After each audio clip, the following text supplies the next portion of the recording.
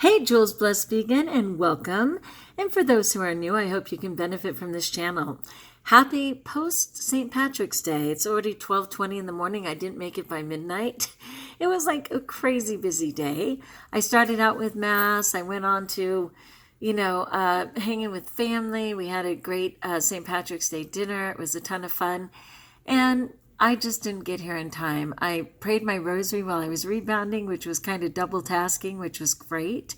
And I am just trying to pull it together because, of course, I have to get up early for school. But I wanted to check in with you guys, and I wanted to share how St. Patrick, in his story, kind of mimics what I believe the true vegan story should be. And no, you can't look this up because I made it up, but I think it works. So bear with me, and I pray you're not thinking any of it is sacrilegious because you know me. I love the saints. I consider them good friends, and I just want to share how I saw this parallel after sort of reiterating the story all day. So for those of you who aren't really familiar, of course, do not take notes. I'm going to attach an article about St. Patrick, and there's way better ones too, but I just wanted to do a general article.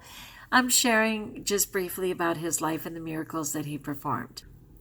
I had to pause because I'm totally having allergies. Oh my gosh, we had to change the filter in the air conditioner, and I am sneezing my fool head off. But anyway, the gist of it is that St. Patrick, even though he's the patron saint of Ireland, was actually from Britain.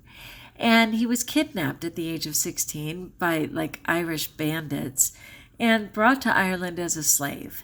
And for the next 6 years, he served as a slave, basically as a shepherd, but with no rights. And it was a very difficult life.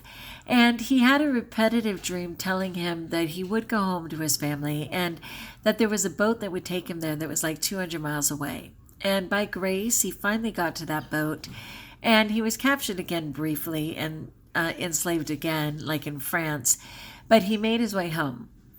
So at about 22, he was home again, yay. And then he just kept having this tug at his heart, saying that he needed to go back to Ireland and convert the people to Christianity. And so it took years, like seriously. He didn't feel that he was educated enough. So for 21 years, he was trying to gain education. And then I think he was in France for another 15 years, again, trying to gain tools when it finally came to him that it wasn't about being book smart, but more like the education of a pastor. And so he finally took a leap of faith. And of course, now we know just his tremendous amount of conversion of other people. He literally started 700 churches. He, I don't want to say confirmed, canonized. He canonized 350 bishops. He, trying to think what it's called when a priest gets his wings, if you will. But anyway, 5,000 priests. He blessed 5,000 priests into the priesthood, and tens of thousands of people were baptized and confirmed and everything underneath him. He made the entire country Christian, where before it had been under druids and magic and things like that.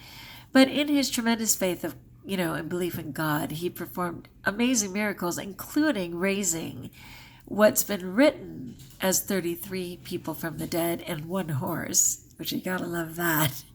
And some people say 39. But the guy was just totally amazing, and no wonder they made him their patron saint. But to think that he was a slave to begin with is just amazing. Okay, so what does this have to be with being vegan? I'm glad you asked. And again, I don't want to be sacrilegious in any way. It's just my thoughts on it. But basically, I was thinking, we've been enslaved to the standard American diet. And we've also been tricked in the sense that we thought the Food and Drug Administration was on our side and supposed to be guiding us properly.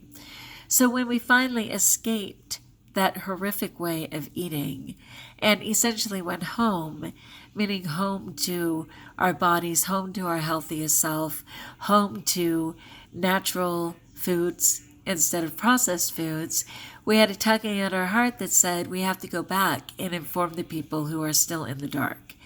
And so, in essence, we have to go back out and spread the word. And many people are waiting until they're perfectly educated to be able to do that, when in fact, the people who are already in the trenches know that everybody has their own story to tell and that their story is enough because it's a grassroots movement.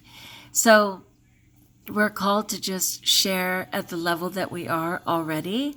And then in terms of raising people from the dead, people are zombies and dead-like from eating toys, right?